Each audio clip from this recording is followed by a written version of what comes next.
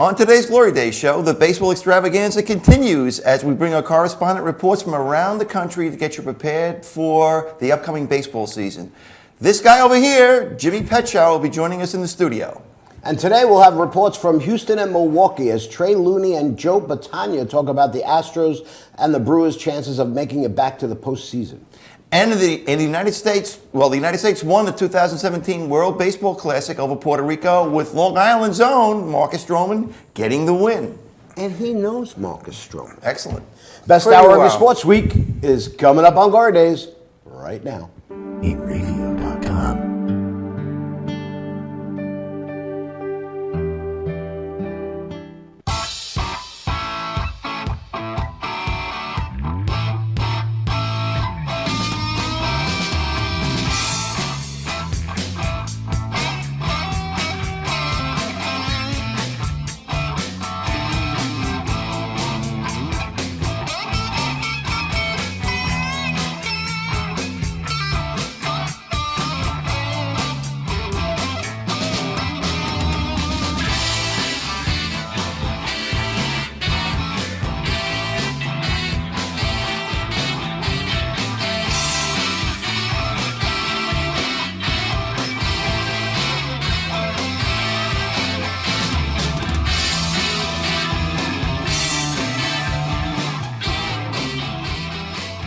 Hello again, everybody. Today's Saturday, March 25th, 2017, and you are watching The Glory Day Show with Bruce and Disco. My name is Paul Discofani. That guy over there is my good friend, Bruce Oler, and this is our good friend, Jimmy Baseball, Jimmy Petschow. Jimmy, welcome.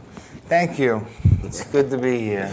Anthony Mazzallo and Bonnie Schultz are behind the glass, and you are joining us on the Inravio TV network, where we stream live from Studio C right here in the great state of New York. Good morning, fellas. Good morning. Good morning. March is almost done. March is almost done. It's going to be a nice warm day as opposed to earlier in the week. And we're continuing with our baseball extravaganza. And I guess opening night is a week away or a week and a day away? I think it's next Saturday, next week. Saturday or Sunday?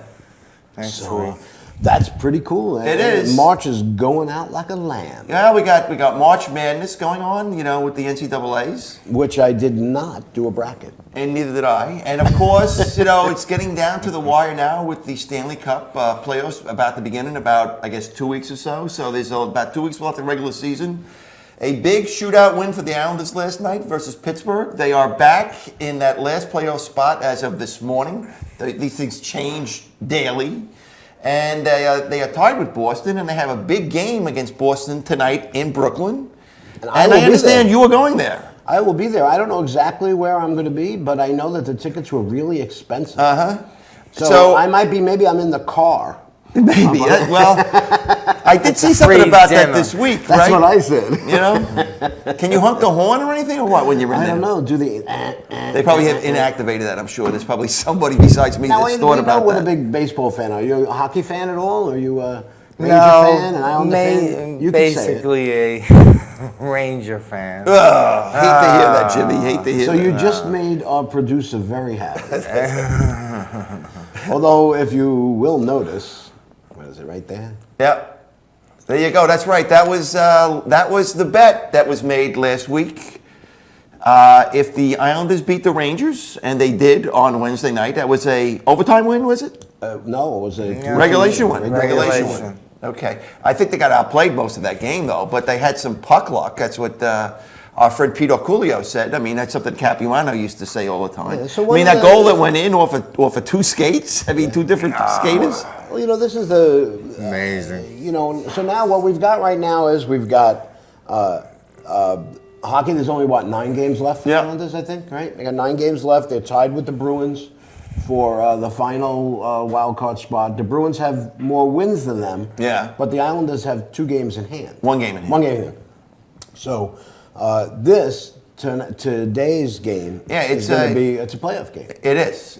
And just like last night was against Pittsburgh, and like, Wednesday was against the Rangers, So I'm really looking forward to that tonight. So how are you getting there? You taking a train in or what? I don't think there's any other way to get there. there. I mean, I'm always interested in hearing other, because that's the only one way that I really know to do it, There's no parking there, right? Yeah. Have you ever been to the Barclays Center? Yes, What there's did you go nowhere see to there? park. What did you go see there? You go see a concert? No, basketball game. Ooh. Then you saw it because it's. I my- lost. It's made for basketball. Though. It's made for basketball, not for hockey. My son saw WrestleMania there. Yeah. My son James went to go see or Raw or something like that. And Kevin goes to hockey games fairly often. Right. Sometimes he even stays for the entire game, right? You know? So as long as he doesn't get kicked out. I know exactly. Yeah. That's what I told him tonight. That's right, man. You know. I said when we get to the Be on your my best son behavior there, got Kevin. kicked Do you out hear of a me? game. Oh, really? He got Listen kicked to out your of a Uncle playoff Bruce. game Oh, because that's he was expensive arguing. playoff game. He was arguing with the person sitting next to him because they didn't stand and applaud when they were showing a veteran. And you know who that person was? Colin Kaepernick. No, that's Colin Kaepernick. It was not, okay, you know. So he got thrown out, and so I told them yesterday. I said, "Listen," I said, "what we'll do is let's settle on a designated meeting spot." Yeah. I said, "For after you get thrown out, tonight, Yes, so that's we know right. where to meet." Yeah, up." you always need to have a contingency plan in case things don't go quite as planned. My kids bought me tickets for my birthday, so Very nice. Oh, nice. So, Enjoy it. The three of us. so you don't know how you get there, although you presume it's going to be it's by got to be train. Long Island Railroad. I didn't look up And tickets. then what time are you leaving? I don't know. You haven't done any planning on this thing, really, Disco, I have other than the fact that you know that zero you're going. plan. Yeah. And that's not like me. Usually I I'm know. on plan But B you'll and be C. at the game. I will be at the game. That much I know. How I'm getting there, when I'm leaving, Yeah. where I'm sitting. Yeah. No idea. No idea. The But only you thing- do know that you'll have a rendezvous spot in the event that Kevin gets Yeah, kicked out. that, Okay. that I get lost. All right. somewhere. Well, you're looking at your risks, I guess, and understanding what the implications of those would be. All right. So this Yeah. is the baseball extravaganza. Yes. Here So we we go. should be talking about baseball. So if you were not following the World Baseball Classic, and I have to say, I wasn't really following it. No, because I had we no talked about it a interest. little bit last week because one of those games that I was watching, and you were watching too, I guess, one of the extra innings. And I guess they play one extra inning regular. They played a 10th inning, and then And they they And then, start- and then in the 11th, they start out with two guys on base or whatever, And which I is have kind to of say, I insane. really wanted to hate the World Baseball Classic. Yeah. I wanted to. Well, yeah, especially when, we haven't, the United States, this is our sport really, right, that we haven't won. But And of look course, at that all the- changed this week. And look at the Yankees. Yes, The it Yankees did. lost Didi Gregorius Yeah. for An injury. 6 weeks. Yeah. Yeah, that's a tough break for them. You know? Tough break. So we were trying to figure out when the best time to play something like this would be. And we couldn't come up with what's a really good time to play it or... Yeah, I mean, because like I say, they're playing it in the exhibition season. They're playing it in spring training. There's, like, say, players that are not with their teams. Right, and the And, players are- some of these guys, because it's a competition, I mean, it's not like they're really trying to win. So, so they're risking injury, They're some of these playing guys. with heart. Yeah. But They they're also wanna be risking there. injury because, the games count. Well, Yeah. the thing is that if you're, and obviously you work with pitchers a lot, and you know that pitchers are a completely different animal than any other player. And pitchers getting amped up this early in the before the season starts is dangerous, But let's talk about your boy. Marcus Stroman. Marcus Stroman. Tell us a little bit about how you and Marcus. Well, I met him when he was 8. I saw him batting against a machine that was throwing 80 miles an hour. And how old was he? He was 8 years 8 old? years old. 8 years old. And he was hitting the ball like a adult Really? who played ball in high school.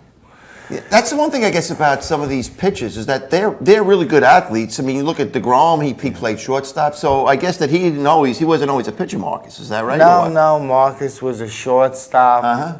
In 7th grade, he started for Patchogue Medford's varsity at second base. Not many 7th graders can say they started on the varsity No. Yeah. as a 7th grader. Now we're looking at this. They just had the graphic up there, so we had a picture of Marcus Stroman. I saw Mats. Steve Matson. Who was the one in the middle there, Disco? No, that's him when he was in high school. Oh, That's Marcus. really? Okay. Yeah, that's Is that him Jimmy standing- Petro in the background there? I don't know. It might be. I was watching. Did you photobomb him or something, Jimmy? So you had him on your Summer your youth travel teams, team. right? Well, he played with me in tournaments, and that was from 10 till about 16, when he started playing for the world teams and young youth Americans, and he's a tremendous athlete. Everybody knew about him. Now, can I ask a question? You've seen a lot of youth kids sports because you run a program, you have a couple of teams, you do a lot of work with youth kids. What makes a kid like Stroman different? Is it just natural born talent, or does he work harder than other kids? Or It's natural born talent that's worked and worked and worked. This kid works so hard at strength exercising, working on fielding the correct way. He was technically a year younger than my group.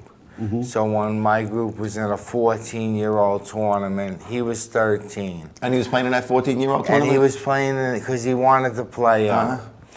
And as soon as my shortstop would see that he was at the game today, he would just flip him the ball because he knew he wasn't going to be the shortstop. But they all loved him. He was a great kid. He'd come in and just play the best on the field, and he was the youngest on the field. Now, you know... Mature, beyond mature. Very You smart. mentioned two things, and it was having a talent and also working hard. But I think it's also got to be your character and how you're brought up. You know what I mean? So his parents say, hey, you need to have a good support system, right? His father's a Suffolk County detective. Is he? Yes. All right. So he probably was brought up to respect a lot of things. you know? Totally respect. Uh-huh. And with a high GPA in high school. And he went to and what? at Duke University, right? So I mean, that's a you good know what? school. He was drafted by the Washington Nationals. In the Was he? 18th round. Was in he? the 18th In the 18th round, he was the 532nd pick, but he didn't want to play. Well, That's they when he didn't went to Duke. offer him enough money. And so he said, "I'm went not to doing Duke, where he started at second base when he didn't pitch. That was the deal that he made All right. going to Duke. And he went down to Duke and performed brilliantly, and He actually still holds the record. became for a first-round draft pick by He's the got the, Toronto Blue Jays. He still holds the Duke record for most strikeouts as a collegiate pitcher. Pitching? 290 strikeouts. But it sounds like he can hit in too. 220 innings. But if he plays second base, I guess he can hit too. So He's a great athlete. can he hit? led I mean, the- you know, he it's led almost the- like it's a waste that he's in the American League. You know what I mean? He can't bat. In high school, in basketball, he led Suffolk County in scoring average in basketball. Basketball, too. Yeah. I mean, the kid is just a tremendous athlete. And the most surprising thing about this kid, though, is that you know how tall he is? He's like 5'8". That's all. He's not a big guy, man. He's not a big guy. And he's throwing so hard. I mean, you know. They And say he's 5'9", Yeah. but that's in his shoes. And, that's if he's lifted. yeah, Okay. yeah. So tell us, so he's an athlete, he's smart. Was he He's- good with the women? I don't know about that. He was too young when I had him. Maybe God didn't give him that too. He didn't need that Well, distraction. I wouldn't be surprised He didn't need that distraction. He was too busy focusing on his sport. That's something else. You can you're this athlete kid and you're just focused. Well, you know what? He had to have known from a young age that he had a chance to especially when the Nationals first drafted him. So he knew as long as he continued to grow and get better. I mean, I don't think when he turned down the Washington offer, I don't think he was saying, hey, I'm going to go to school and be drafted in the first round. No, I don't think he's that type of a But kid. he thought he was better than that, and he was.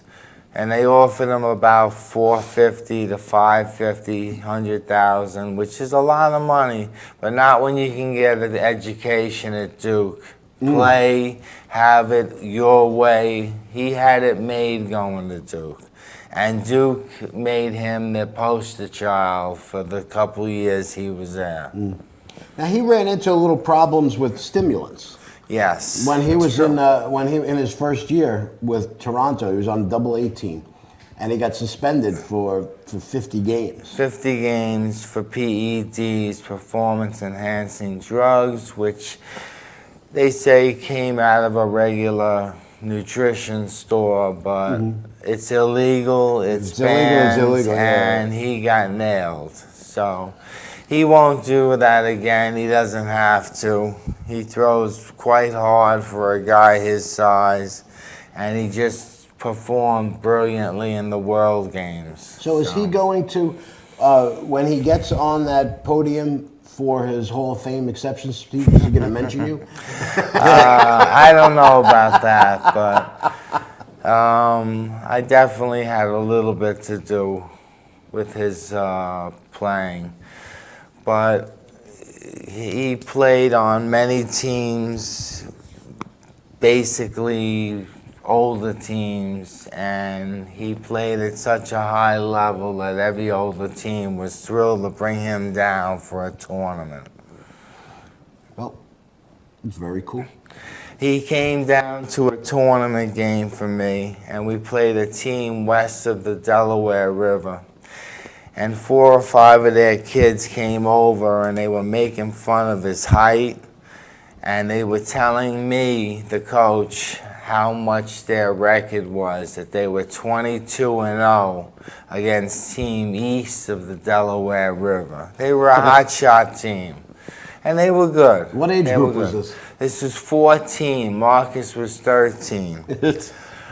Marcus went out. He didn't say nothing. He just heard it, took it in stride, went out, pitched a 10-strikeout, 85-pitch complete game win against them. After he was done, he stood at the third base foul line by home plate, threw the ball over the fence, hit the B on the Baseball Heaven scoreboard, ran over to their dugout and told them they were 22-1. All righty, we're gonna. It's a good way to end that, all right? We're going to take a short break here on the Glory Day Show. When we get back, it's time to head down to Texas and catch up with Trey Looney and the Houston Astros as we continue our our month-long 2017 baseball extravaganza. Stay with us. You're watching the Glory Day Show with Bruce and Disco and Jimmy Baseball today, only on the Inravio TV network. We're coming right back.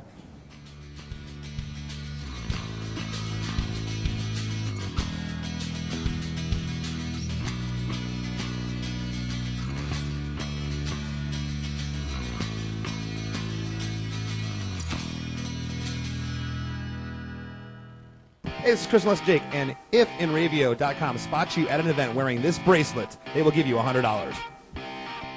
For over 60 years, Hanson Carpet has put the customer first, providing only the finest quality products and service. And Hanson Carpet is so much more than just carpet. We also carry a wide selection of window blinds and shades, and our licensed and insured technicians can service any of your flooring or window covering needs. Browse our huge selection of laminate, carpet, linoleum, vinyl, and tile. Stop by our showroom today or visit HansonCarpet.com. No matter what your project, Hanson Carpet has got you covered.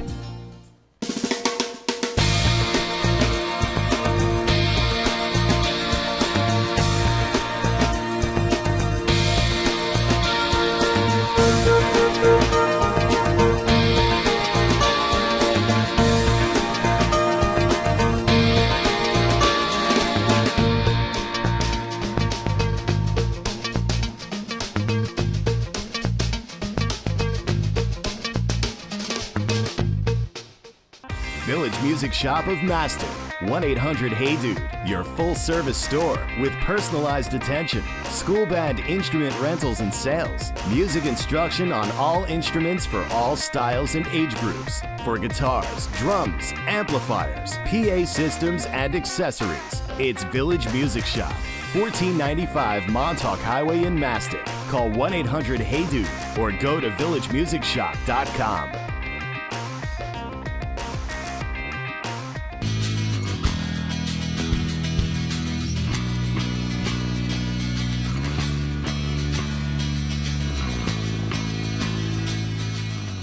Welcome back to the Glory Day Show with Bruce and Disco here on the Inravio TV network. In 2012 and 2013, the Houston Astros won just 106 games in total before progressing to a 70-win season in 2014. Then they made the playoffs for the first time in what seemed like 75 years. But in 2016, they were primed for a repeat, but they fell flat in April, starting the season 7-17, and they just never recovered. 2015 Cy Young Award winner Dallas Keuchel. Is that how they pronounce it? I think that's correct. Tackle. He started the season 3-9, and by the middle of June, his ERA had ballooned to 5.54. He was shut down in August with shoulder inflammation. His partner in the rotation, Lance McCullers, also missed the last 2 months of the season with elbow soreness, and has only made 36 starts over the last 2 years.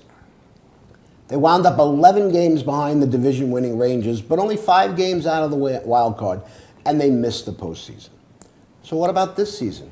With all their young talent, they added some veterans from the Yankees, free agent Carlos Beltran, and they traded for catcher Brian McCann. Joining us live from the Fox Den at the Bearded Fox Brewing Company is a man who bleeds the orange and black of the Houston Astros, our good buddy Trey Looney. Trey, are you there? Yes, I am. How are y'all doing this morning? Good, Trey. Good. All right, Trey, how are you? Are you really in the Bearded Fox Lounge at this hour or what? Yes, I am. You yes, are. What are you doing there? Well, came up here specifically to talk to you guys. So. Okay. Oh, cool. Well, you also there's a certain level of quality control you have to constantly Of monitor. course. So what are you quality controlling right now?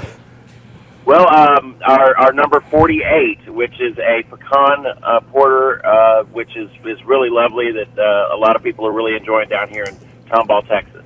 A Is it pecan hoppy? porter. That sounds interesting. All righty. So how is it? It's going well. I'm very excited for the Astros here this season, for certain, and for a lot of the things that you just outlined there. I do think the added veteran leadership with Beltran and McCann, Aoki, and Reddick is really going to help solidify this club, and I think going to kind of propel them towards the 90-win mark this year. Well, there's a lot of, I was reading, obviously I try to do my research, but I was reading a lot, and a lot of the baseball pundits are picking them to win the division this year. Well, it's really going to come down to how they handle the Rangers. They had a record against the Rangers last year of 5-14, and the Rangers won a lot of really close one-run games. I think they led the major leagues in it, and so and a lot of those games were against the Astros, the heartbreakers, and they just seemed to have their number last year. If you just even out that win total, and it's 10-9 or 9-10, the Astros would be in the mix for the wild card. So those were crucial games. I sometimes tend to forget that Houston's in the American League. Yeah. I still always think of them as a National League team. And when they signed Carlos Beltran, the first thing I thought of was, what the hell are they signing him for? He can't play the outfield all the time. But they're not going to need him to play the outfield. True. I mean, let's face it. He had his greatest 3 months of his career, I think, and the playoffs with you guys back in 2004. Then he came to the Mets. And he had a number of good years with the Mets until he took that call strike 3, which I will never forgive him for, ever. A lot of Met fans won't do this. Yeah, that's a tough one. It's those things that we remember the most, right? Yeah. Why is it always the terrible things? I could never forgive Carlos Beltran for taking that call third strike. And I go all the way back to 1975, and I could never forgive Chico Resch, the Islanders goaltender, for giving up 2 goals in the first 3 minutes against the Philadelphia Flyers in Game 7. How ridiculous of a grudge is that? Yeah, well, don't get me started on the Oilers versus the Buffalo Bills. Oh, yeah. That was pretty bad. By the way, people haven't necessarily forgiven Beltran completely down here just yet either. I have a couple of friends who are not happy that the Astros signed him. Really? So you think he'll get booed opening day? I don't think he'll get booed opening day. I think that he'll win over a lot of people, being that protection in the lineup for Correa. Yeah. And so you know, he if he hits the left-handed pitching like he did last season, we're going to put up a lot of crooked numbers. Yeah, I mean, you know, Beltran for as bad of a year or whatever, you know, he's going to be 40. Where is it? I have it here somewhere. He's going to be 40 years old in April. Okay. Last year he still hit 29 home runs with the Yankees. And he was hurt part of the year too, right? He didn't play all the time. He didn't play all the Yeah. time. He was injured. And he drove in 93 runs. Yeah. I know they have the short porch at Yankee Stadium, but all right. So you know what? Let's talk about the rotation that for you guys. You got 3 really big question marks in that rotation. You got hugely. I mean, I haven't. You know, I don't know if you've been following them in the spring, so I don't know how Keuchel is doing. Is it Keuchel? Is that how you guys pronounce it down there? Well, I'll say it Cooch, just because that's my nickname for him, but Keuchel would generally be correct. But I've heard everything under the sun. So what's the weirdest pronunciation you heard of it? Coochie. Coochie, okay. All right. Coochie Coo, okay. So he's coming back from a shoulder problem. Lance McCullers is coming back from elbow soreness. The guy that they got from the Phillies, Charlie Morton, he missed most of the year last year with a hamstring problem. What's this rotation going to be like this year, or do you not know yet? Well, I think there's those definite question marks. Although all these pitchers have looked well, at least Keuchel and Morton have looked pretty solid in the spring training session. I mean, we're not into the grind of the season yet. I do believe McCullers is going to start the season on the DL and do a couple of minor league starts before he joins the big league club, and that's going to open up a spot for Musgrove.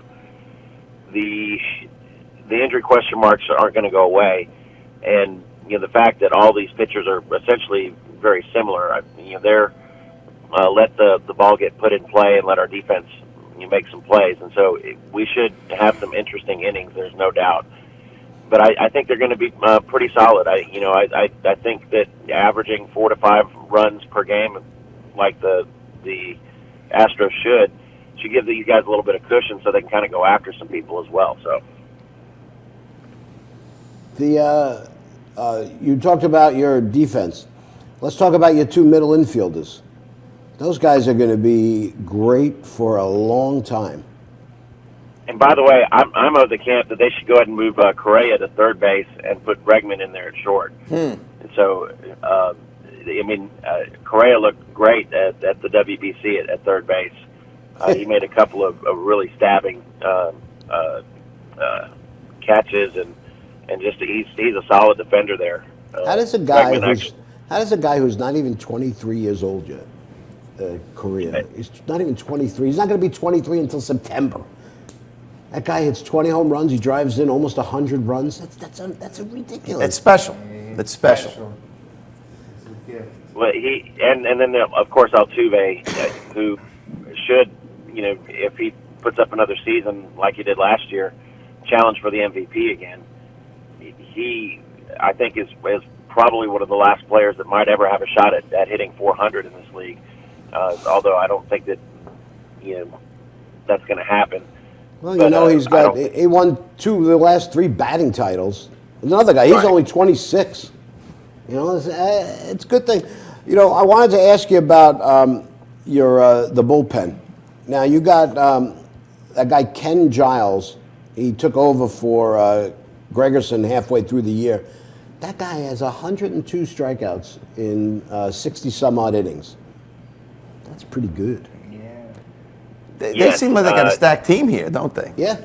Well, that's why, you know, Trey, last year, you know, you guys put yourself in such a big hole last year. You just couldn't climb out of it. What are they going to have to do to avoid that this year?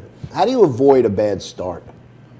Well, I think that the competition that these guys, because, you know, the WBC was basically an Astros player showcase when it was all said and done. But I think for those guys to get off to good starts is really essential, and I think that playing against the competition that they did is going to be helpful in that regard. I also think that with the veteran leadership that they've brought in, that there's going to be a better pace about it and professionalism. Not that I didn't think that wasn't present last year. I just think it's going to be led a little bit better this year. And Hinch, I think is going to be cognizant of that as well. He's going to keep guys fresh. He's going to get guys playing time. He might actually, in the 162 games this year, might have 150 different lineups. So this should be pretty much a kid in a candy store because it's such a deep situation. And to answer your question about the bullpen, I mean, Harris as a setup guy, Gregerson, Giles, even the Davinsky kid, all these guys can come in and lock it down, and they really did towards the latter part of last season. And so I think that's another key to getting that fast start as well, is not losing close games late. Well, they led the league. Your bullpen led the league with 617 strikeouts. So you know what? That's a shutdown bullpen. When you can get strikeouts, He's shutting down over half the batters he's facing. right? And I don't know. I'm still so surprised that they didn't make it last year. But I don't see. I mean, again, of course, we as Met fans know all about injuries. Yeah. Especially injuries to pitchers that you were counting on. You know what I mean? Sure. And the fact that the Mets were able to cobble together and get into the wild card, only to lose it with a 3-run homer in the eighth inning, whatever the hell it was. I'm trying to. At least it wasn't a called third strike. Yes, it wasn't a called third. Touche. So we got a couple minutes left. What'd you think Normally we would probably bring in Sammy Stone now to say if they were going to. I forgot Sammy Stone. So we'll have to get Donald Trump You want me maybe to ask? give us a quote. You want me to ask Donald Trump what he thinks? I will build a great wall on our southern border, and I will have Mexico pay for that wall. So there you go. You're getting a wall down there. And you know what? It's Texas, right? That's what we're talking about, putting a wall up, man. They actually did put a wall up, and it's actually in center field. They took out Tal's Hill, so the hill that was in center field is now a shorter porch.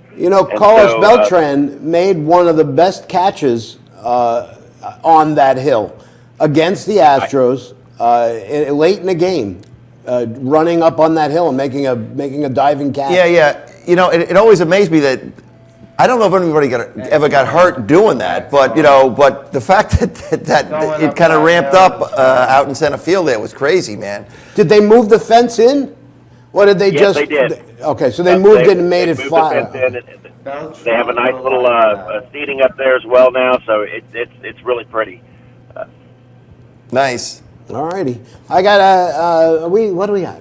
That's it. We're getting the wrap-up signal. Okay, I did see that. I always like to check out my Facebook friends, and you're a Facebook friend of mine. So I saw a couple weeks ago you posted Black Sabbath War Pigs. Is there a story behind that or not?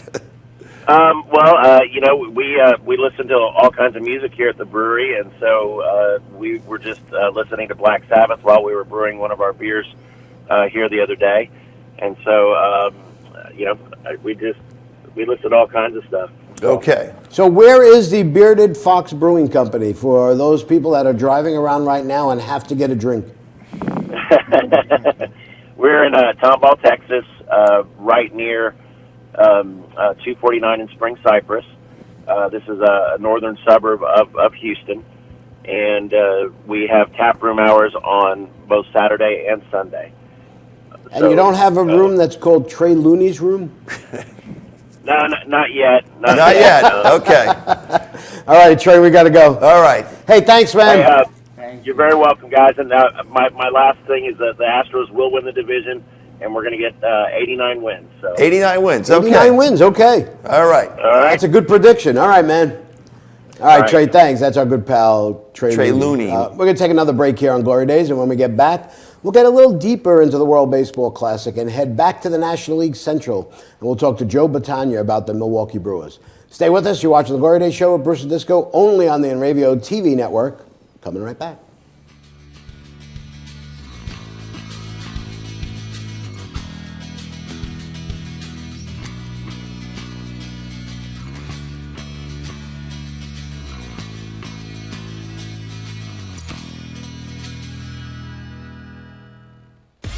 What's up, guys? We're Scare No Fear, and we're here with Inravio.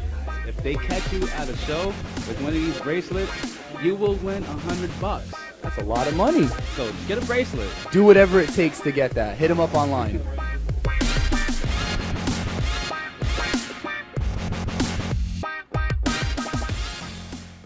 The world of advertising has changed. Radio, TV, and newspaper revenues have declined drastically. Why? Because businesses have realized that advertising return on investment isn't what it used to be. So what can we do about it? Well, that's easy. Advertise online. Own a local restaurant, real estate agency, or even a national retail chain? Whatever your business, Inravio can get your message out there, and we can do it at a fraction of the cost. Call today and see the difference for yourself. This isn't TV. This isn't radio. This is Inravio.com.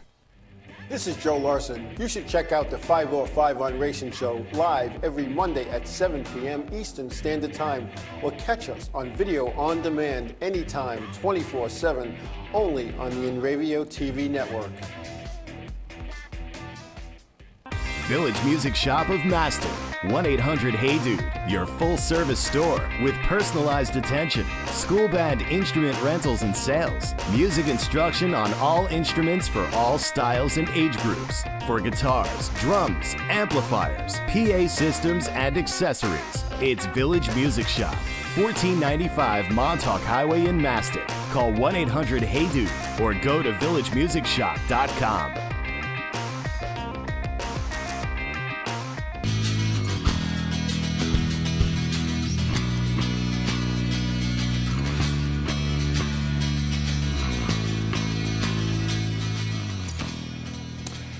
Welcome back to the Glory Days Show with Bruce and Disco here on the Inravio TV network. With the Chicago Cubs, St. Louis Cardinals, and Pittsburgh Pirates playing in their division, the National League Central, the Milwaukee Brewers have got to be happy that they get to play the Cincinnati Reds 18 times this year. They have missed the postseason 5 straight years after winning the division back-to-back in 2011 with 96 wins. That was their first division title in 29 years. But all is not lost, as the Brewers seem to be following the footsteps of the Houston Astros, compiling young talent and mixing in veterans. And why not? Their 30-year-old general manager, 30 years old, David Stearns, now is in his second year with the Brewers, was an assistant GM in Houston. He traded for some great young talent like second baseman Jonathan Villar, who led the league in stolen bases with 62 and also hit 285. So what can we expect from a team that just won 73 games last year? Maybe our next guest knows. Please welcome back to our program, Joe Battaglia. Joe, you out there? I sure am. How you doing? I'm doing great. How about you? Real well, thanks, man. You are. I was wondering if you would be after that tough loss last night by Wisconsin to Florida in overtime. It was tough, all right. It was tough, but you know they had a pretty good season. Good season for the most part. They had a terrible stretch in February. Yeah. And we were all getting pretty concerned. And then they pulled it together. Had a nice Big Ten tournament, and then made a nice deep run. And we're literally a second away from going on to the Elite Eight. So that's right. Yeah. Can I ask you a basketball question? How do you let that guy run down the court like that? As soon as he passes the half-court line. I was watching that game with a good friend of mine here in Virginia who actually used to play collegiate basketball. Right. And we were asking ourselves the same thing after that happened. It's like, what in the world are you doing? He just ran right. He just took the ball, ran right through the middle. And, I mean, it was an unbelievable shot. He just threw that ball up there, but still, I don't see how you let that How guy. you even get it shut off like that? I mean, he only had 4 seconds. Yeah. Yeah, I mean, it's like I think they were playing man to man, and he ran by his defender, and then no one came over to try to slow him down or get in his way or complicate his shot. So he had a chance he got there, he put it up, and it went right in. Boom, game over. All right, so let's talk about the Milwaukee Brewers. Obviously, you don't want to spend a lot of time on this, but no, actually, I don't mind spending a lot of time on it. We're pretty hopeful. No, really, they really have put together a young, talented team, and they weren't terrible last year. I mean, everybody seems terrible when if you just look at this thing and you say, "Oh my God, they finished 30 games behind the Cubs." Yeah. Yeah. Cubs had a special season. Well, I mean, all those. I mean, we talked about they got the Cardinals in that division and the Pirates in that division too, right? I mean, that's a pretty competitive division for sure. Yeah, it is, and that's going to make it tough. You know, you when you have a team like the Cubs that wins over 100 games, you know, you do play most of your games against your division. Yeah. So if they're winning games, guess what? You're going to be losing them. Yeah. Except you got those Cincinnati Reds, thank goodness, right? Yeah, I've got to thank God for small favors. So let's talk about a couple of the trades that kid Jonathan Villar turned out to be a good deal. You gave up a nobody minor league pitcher for him, and that kid comes in. He leads the league in stolen bases. Yep. You know, he plays a pretty good second base for you. Yeah, he's a decent defender. He's not fantastic, but you know, we have potentially one of the best defensive shortstops coming up in MLB and Arcia. So if he plays just a competent second base, we're going to have a real strong middle of the infield, and you got a speedster like Keon Broxton playing center field. The middle looks pretty well shored up. So with Eric Thames, if he does even a reasonable fraction of what he did in the Korean League, and Shaw had a fantastic spring training over at third base, you know, I think we're in good shape. You know, so they got Shaw from the Red Sox. Right. This kid you were talking about, Lewis Brinston. They got him from the Rangers when they traded Jonathan Lucroy. And all of a sudden now this guy is the #1 prospect in your organization. Yep. You know? And then you talk about that guy, I'm just looking for the guy Thames. Eric Thames, yeah, from Korea. Right, so he played 3 years in Korea, this guy. So Korea maybe is like AAA, maybe probably. You know, AAA. But still, you know, that guy had a great 3 years.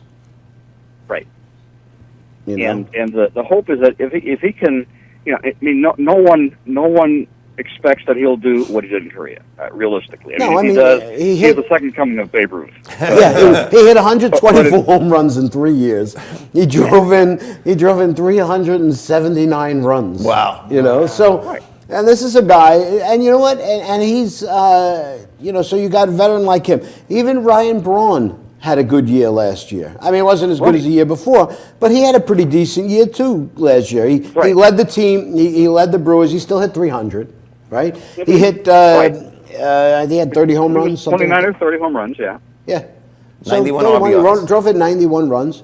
You know, it seems like it's going to be a good mix, but again, let's go back to the issue that everybody seems to have. What's the rotation going to be like this year?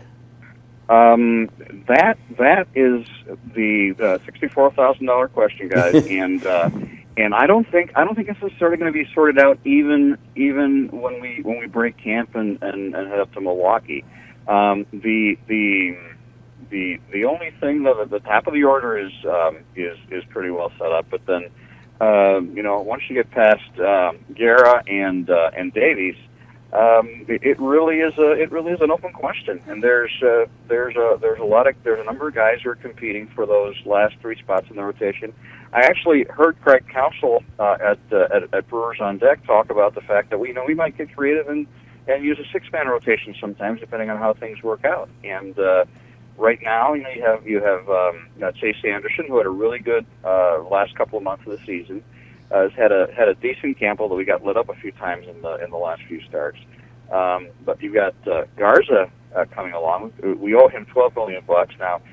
He's not going to have enough starts to fulfill his option, but I think Wheeler Dealer Stearns is hoping that he'll have a respectable season and we can flip him for our next #1 prospect that he steals from somebody. I mean, unless you have a guy or two that are solid 100% starters that you want to throw out there every 5th day, there's no reason not to have a 6-man rotation. You know what I mean? Right. The reason why the Mets were having a problem with having that a 6-man rotation was because, God forbid, anybody talked about anything other than a 5-man rotation to begin with. And then they were concerned that, you know, well, Harvey was only going to be, you know, he was going to throw him off because he was getting an extra day rest. And you know what? Just go out there and pitch. You know what happened last year with Jimmy Nelson? That guy, he looked like he was going to be an all-star.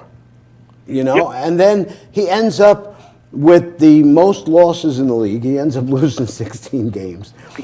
He led the league with the most walks, and he hit the most batters. He hit 17 guys last year. Jimmy Nelson's problem is he can be, he's like the Dr. Jekyll and Mr. Hyde of the Brewers rotation. Right, when he's on, and we get to a lot of games, and so we've seen him quite a few times in person. And when he's on, he's just amazing. I mean, he has lights out type stuff. But then he'll throw up some pitches that I could hit, and you know, and if I can hit them, then a major league hitter is gonna you know, park him in the outfield in the bleachers, and unfortunately usually Jimmy Nelson's modus operandi is he'll give up a hit, and then he'll freak out, and he'll give up a walk, and then he'll really freak out, and then he'll hang a ball up there, and it'll go into the seats, and boom, now he's down 3-0, and party's over. All right, let's. The Brewers are going to be in. I wouldn't say. You know, it's hard to say. Oh, gee, they're going to turn around and win 100 games because they're not. But then again, who knows? You play the game on the field, not on paper here, you know? Yeah. You know, and actually, I mean, obviously, they're not going to win 100 games. They're not going to win 90 games. But could they win 80? Yeah, they could. Could they win, 82 and be a little over 500? It's entirely possible. I think the two big issues are going to be, can they cobble together a credible rotation? Will Guerra and Davies repeat the kind of years that they had last year? And not get traded. That's the other thing, because you never know with our GM, who I love him, but he's got the big picture in mind. And if someone backs up the Brinks truck to Miller Park and wants to get Zach Davies or Junior Guerra, they'll be leaving on the Brinks truck, guaranteed. Hey Joe, we have a couple minutes left. I wanted to talk about the WBC for a minute. Sure. So what did you think? I know that you were following the tournament, and you and I had a little bit of a discussion about it yesterday. What'd you come away with it? Are you a fan of it? Are you still on the fence? Are you not a fan of it? No, I'm very much a fan of it. I mean, I'm a big world soccer fan, and love the World Cup, love the big tournaments like the Copa America Centenario and the European Cup every 4 years. And I think that this creates a similar scenario for baseball. There are a lot of countries where baseball is super popular. There's a number of other countries where it's really starting to come along, and this creates an environment similar to the World Cup for the fans of those countries. And so I think it's an absolute win-win-win. You got to figure out how to structure it around the schedule so that it works. I mean, soccer does it in a very good way. They play it in the summer in between the seasons for the main leagues, and FIFA requires the teams to release their players to their national team. You don't have a choice, right? If we operate under the rules of soccer in baseball, and the U.S. team wanted Clayton Kershaw to pitch, the Dodgers would have no choice in this, right? They'd have to do it. It's required. Right. I really think that one of the things that I read from I can't think of the player's name. Trout, Mike Trout. Yeah. Said next time he'll definitely play. I think the USA finally showing that they could win, not win, compete.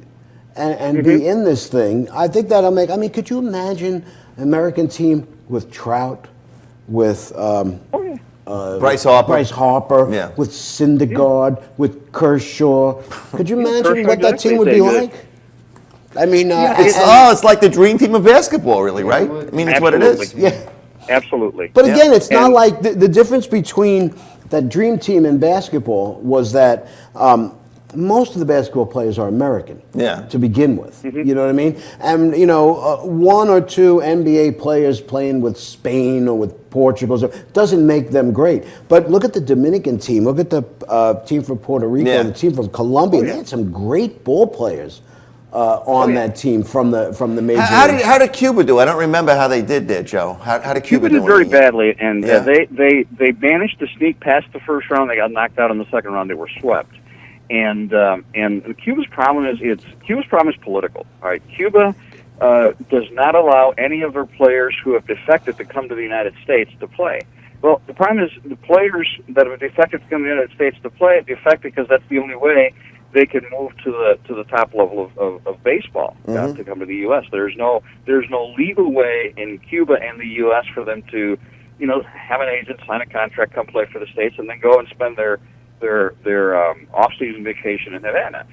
There's no way, so they have to defect. They don't allow them to play, so they wind up with the best talent left in Cuba. I see. But the best talent doesn't stay in Cuba. The best talent finds a way to get out and wind up playing mostly here in the United States.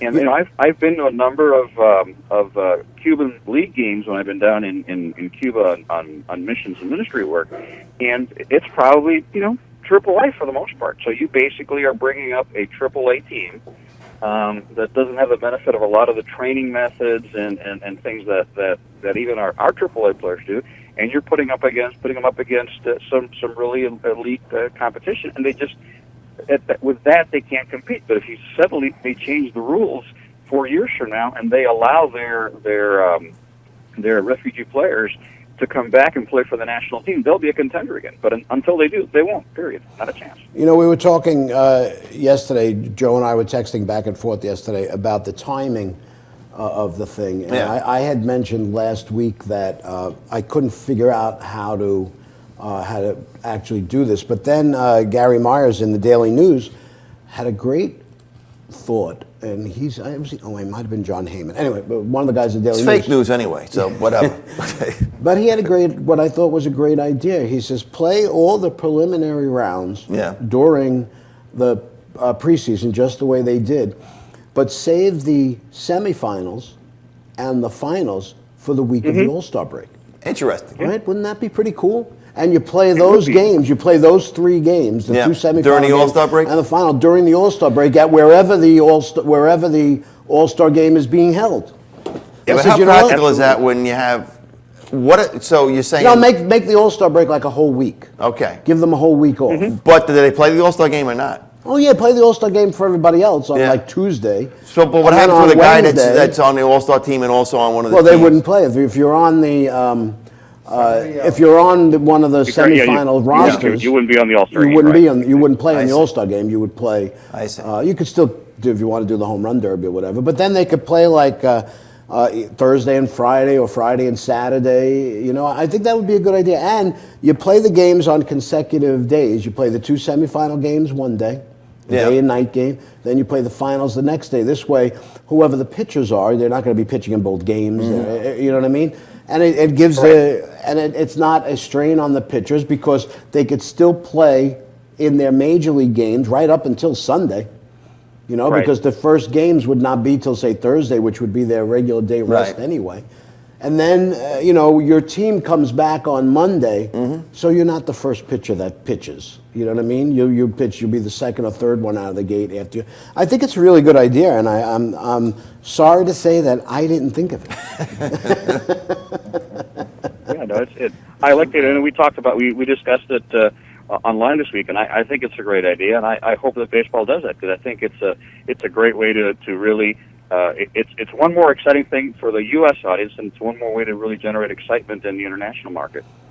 We were talking a little bit about Marcus Stroman before, and Jimmy, who's with us today, had him on a couple of his teams as a youth kid, and what a performance against that team. Nobody had been able to shut them down, Puerto Rico down at all.